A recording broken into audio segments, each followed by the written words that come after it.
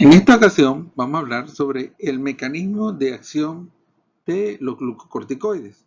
Y para hablar sobre el mecanismo de acción de los glucocorticoides, vamos a comenzar por describir qué se conoce como el nucleosoma y su proceso o sus características para favorecer o reprimir la lectura de los genes. Aquí tenemos la estructura llamada nucleosoma. El nucleosoma está constituido esencialmente por el ADN que está enrollado alrededor de estas estructuras llamadas histonas. Las histonas son unas proteínas. Vemos acá, hay 4 histonas, H3, H4, H2A y H2B. Estas estructuras, estas proteínas histonas, tienen una porción globular interna y lo que se conoce como la cola de las histonas, que es una estructura que va al exterior del nucleosoma. Esa cola tiene una carga específica, puede ser carga positiva o carga negativa.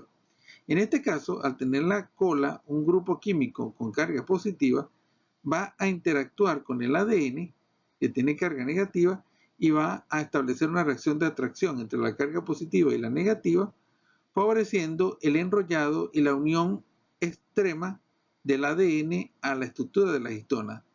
Al producirse ese enrollado, esa unión fuerte entre el ADN y la histona, se reprime la lectura de los genes.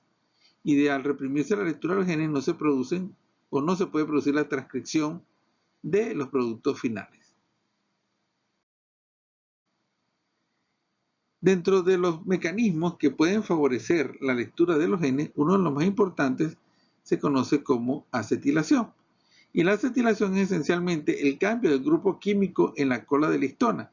Al poner un grupo acetilo en la cola de la histona, cambiamos la carga positiva por una carga negativa, que al interactuar con la carga negativa del ADN va a favorecer una reacción de rechazo entre las dos cargas negativas, y al producirse ese rechazo entre esas dos cargas favorece la apertura del material del ADN.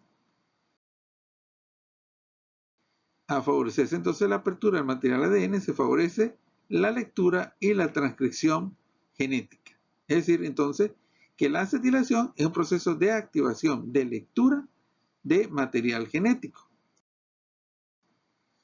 Y volviendo anteriormente, si yo quito el grupo acetilo y vuelvo a colocar una carga positiva en la cola de la histona, entonces, interactuando con el ADN que tiene carga negativa, se favorece otra vez la atracción, se reprime la lectura de los genes y entonces no hay transcripción.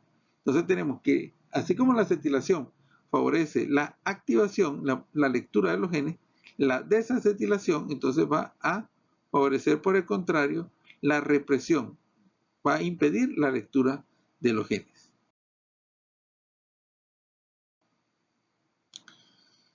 ¿Cuál es el mecanismo? ¿Qué conocemos actualmente sobre el mecanismo de acción de los glucocorticoides? Los glucocorticoides, como medicamentos, entonces se unen al receptor glucocorticoide y pasan al interior del núcleo. Al interactuar en el núcleo con el material del ADN, van a favorecer o van a reprimir la transcripción del material genético.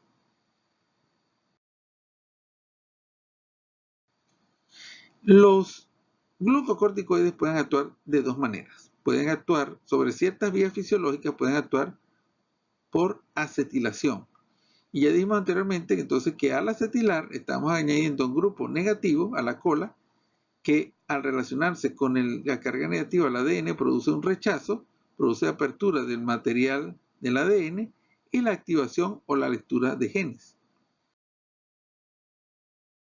¿Cuáles son los genes que son leídos? Esencialmente, los genes que son leídos, que son activados, son genes antiinflamatorios. Dentro de ellos destacan el gen que produce transcripción del beta-2 receptor, el gen para anexina 1, el gen para SLP1, MKP1 y GILZ. Todas estas son vías antiinflamatorias. Un punto importante, la interacción con el receptor beta, de forma tal que esto explicaría en parte, o en mucho, la relación sinérgica entre la activación del receptor beta y la vía de los glucocorticoides. Por otra parte, los glucocorticoides en otras vías fisiológicas pueden producir desacetilación. Y al producir desacetilación, entonces dijimos que volvían otra vez a llevar la carga positiva que se relaciona con el ADN que tiene carga negativa, se atraen y al atraerse se enrolla otra vez el ADN alrededor del nucleosoma, favoreciendo la represión. ¿Cuáles son los genes que son reprimidos? Los genes que son reprimidos son genes inflamatorios, genes que producen transcripción para citoquinas, quimioquinas, moléculas de adhesión, enzimas inflamatorias, receptores inflamatorios y proteínas inflamatorias. Es decir, que los glucocorticoides en este caso reprimirían genes inflamatorios. Entonces, los glucocorticoides, como dijimos anteriormente, pueden actuar sobre varias vías activando genes antiinflamatorios como el beta 2, y por el otro lado pueden reprimir genes inflamatorios, esencialmente las citoquinas y quimioquinas inflamatorias. Por otra parte, los glucocorticoides, como dijimos anteriormente, producen represión de genes inflamatorios, pero también pueden producir represión de vías fisiológicas importantes, como la vía de la propiomelanocortina, el CRF1, la osteocalcina y la queratina, todos ellos responsables de los efectos secundarios de los glucocorticoides, como la osteoporosis, el retraso en el crecimiento y las alteraciones en la piel. Por otra parte, en los pacientes con EPOC, el tabaquismo produce peroxinitritos y los peroxinitritos actúan disminuyendo los niveles de la desacetilasa, es decir, disminuyendo la desacetilación. Y si disminuimos la desacetilación, entonces vamos a disminuir la represión de los genes inflamatorios. Si disminuimos la represión, entonces aumenta la expresión de genes inflamatorios como las citoquinas y las quimioquinas inflamatorias, por ejemplo, el factor de necrosis tumoral alfa. Entonces, este punto se conoce como resistencia a los corticoides, que sería como el talón de Aquiles de la acción de los corticoides, especialmente en los cuadros como EPOC, donde el tabaquismo entonces induce una resistencia al efecto de los glucocorticoides. En conclusión, los glucocorticoides constituyen en la actualidad la terapia más efectiva para controlar múltiples patologías, reprimiendo genes inflamatorios o induciendo genes antiinflamatorios.